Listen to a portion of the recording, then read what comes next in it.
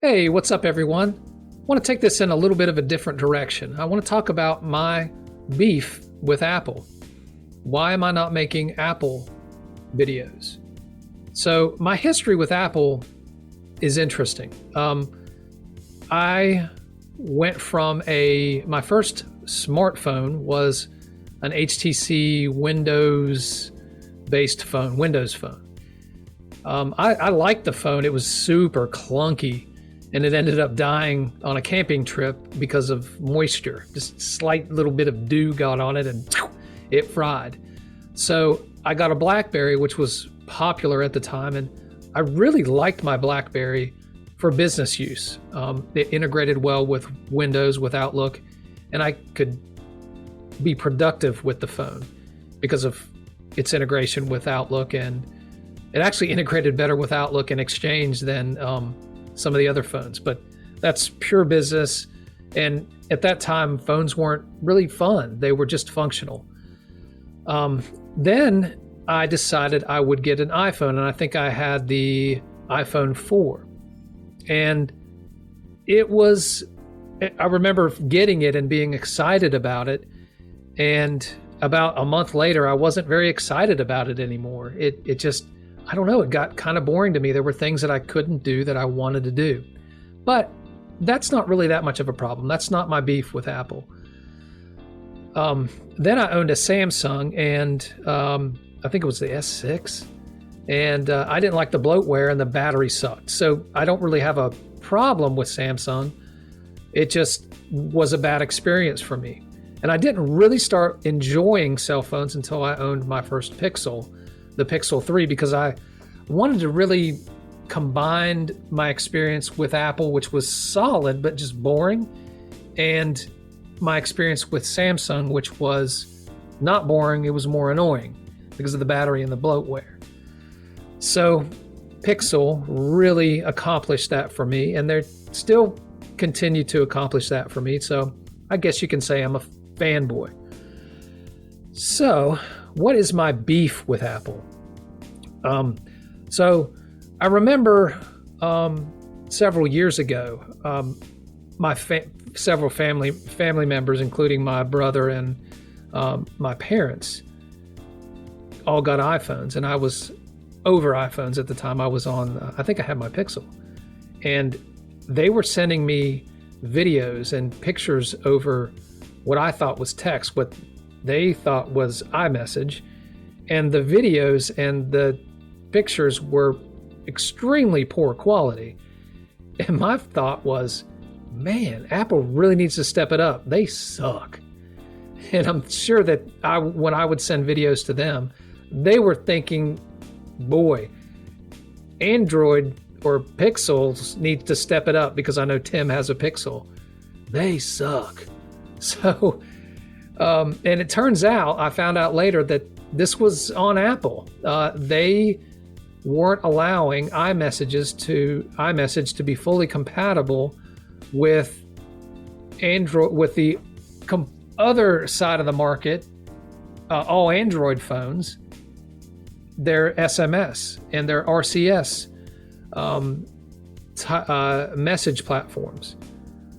And Google has come out recently and made some comments about this, trying to get Apple to ease up a little bit on their walled garden.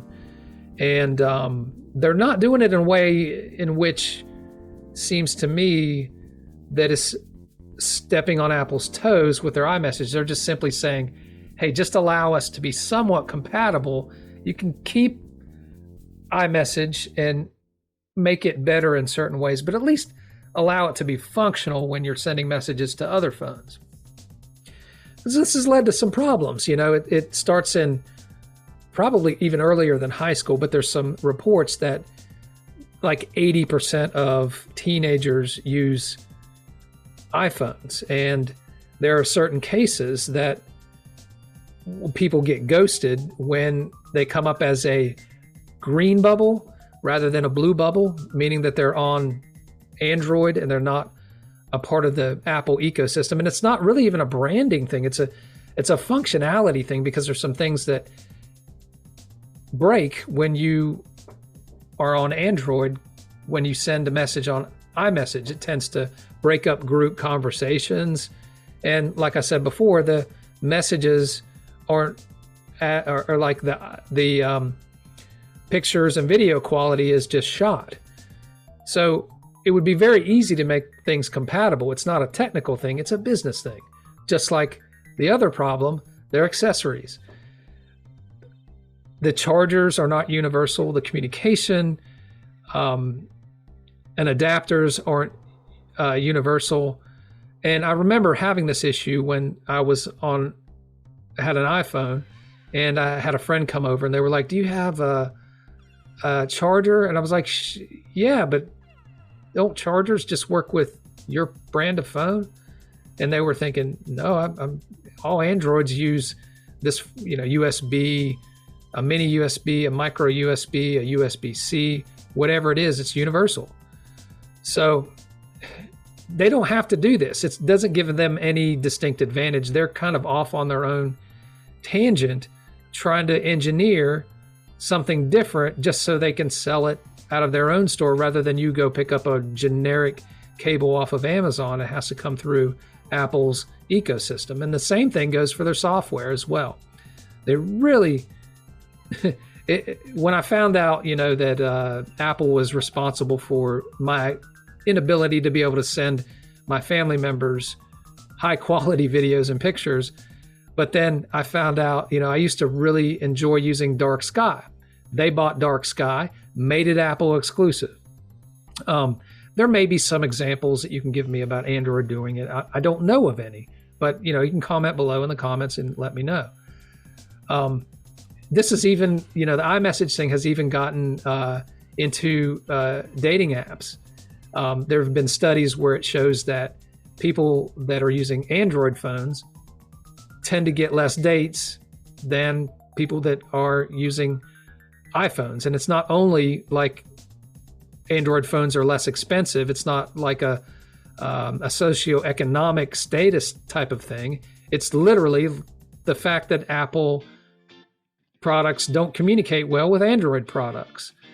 They just don't play well together. And if you ask any iPhone user, they honestly think that these things they either don't care or they think that these things are necessary for Apple to be better than Android in their eyes. And in some ways, the product is a lot smoother. It's what people think of as more simple to use, which is not necessarily true, especially with Pixels. But they have this idea. Apple's done a great job of playing the good guy. They have come out and said, we protect your privacy and blah, blah, blah, even to the point where they kind of got backed into a corner when there have been like criminal events like mass shootings and things like the San Bernardino case, where they wouldn't even work with the FBI to allow that particular phone that was carried by the murderer to be accessed. They probably could have done it. There's some kind of backdoor. They could have worked on it, but they refused because they knew that it was bad for their business to show that Apple phones actually had a backdoor that allowed people to, get through their privacy mechanisms. So they've taken it that far and come out like golden. And I'm thinking in the back of my head, they should what if this is a person who committed an atrocious crime? This isn't just an average everyday crime. This is a violent crime. And they should be doing everything they can to make sure that this person the truth is found out. And then they can always just, that's the nature of security. You uncover a hole in security and you cover it back up, or someone else uncovers a hole and you cover that hole back up, and so that no one can get it. You configure it differently, you code it differently. And it's just amazing to me that they've done these things and they still come out smelling like roses. But anyway, that is why I am a Pixel fan, a Pixel enthusiast, a Pixel fanboy, whatever you want to call it. And the reason why I'm making videos, and I'm genuinely enthusiastic about the success of Android in general. I like my Pixel phone because camera experience. I enjoy the simplicity. It just hits right in the perfect sweet spot for me.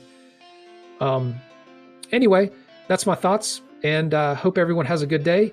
Don't forget to like and subscribe, and let me know what you think down in the comments.